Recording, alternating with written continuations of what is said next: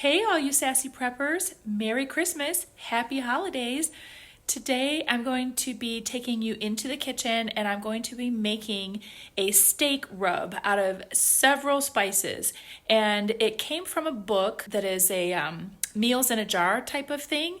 And I saw this in there, and this is going to be Christmas gifts for my father-in-law and my brothers-in-law. So here we go.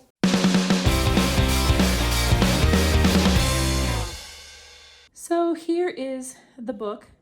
It's called Gooseberry Patch, and I believe I picked this up at like the farm market. It was a store like that around here in my area that had all kinds of these books, and this is where you can see if they have any kind of books like this.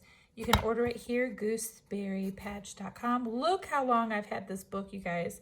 2003. So I've had this a very long time, and I've had different recipes that I've tried where you can make, all the dry ingredients for like cookies and give it to someone. And these, I've done several of these, but I've never done this one, which is a steak rub. So this is a steak rub full of several different spices here, and we're going to go ahead and make this and put it in a jar. And if you'd like to take a screenshot of the recipe, here you go. Okay, and so as you can see, we're going to need several ingredients from sugar, brown sugar, chili pepper, paprika, oregano, thyme, basil, ground mustard, red pepper, garlic powder, and minced onion. It's quite an array of spices, and we're going to mix them up together and then put them in a jar. Okay, we're going to start right off with 1/2 cup of packed brown sugar. Wink. Next is 1/4 cup of sugar. Okay, I've added all of the spices, and look how much this, there's a lot in this bowl. And so we're just gonna go ahead and mix it up. Get some of these clumps out from the brown sugar. Okay, so we have everything all mixed up. This is what it looks like up close. Looks really good. And I'm going to just take a little bit, taste a little bit here.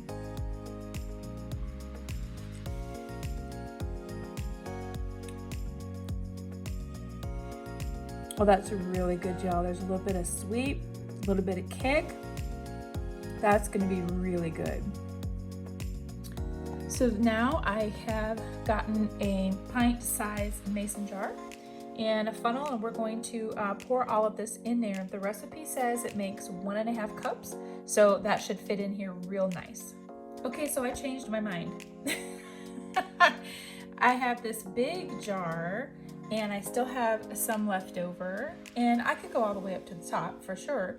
But if I wanted to give this to more than one person, because that's a lot of steak rub, so I thought that maybe I would go ahead and put it in these two cute little ball jars. I guess these are jelly size. I got these from my husband's grandmother. I think that they were clearing out her house, and there were a whole bunch of these types of jars with these lids, and I think I'm going to just split this between the two of those, and we'll decorate it up real nice. And there we have it. Packaged up in 2 jars. I used wax paper to make the lid of the jar stay on there better so it won't come off, and help make a little bit of a seal. We're not keeping this for a long time. Again, we're just using it for a gift and be able to keep it on someone's shelf. So there you have it. Now just get more ingredients and do it all over again.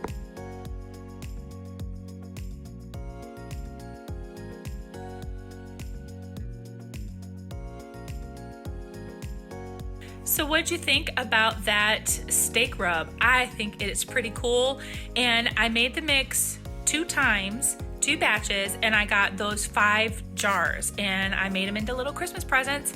It's not real fancy, but I think it's the thought that counts, and I think that the men in my family will really like it. So I wanted to share some things with you, and I'm going to turn the camera around, and I want to talk to you about some pricing and some things about that if you're going to want to make this for yourself.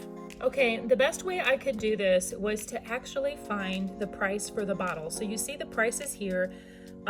For most of the spices were priced at $1.12.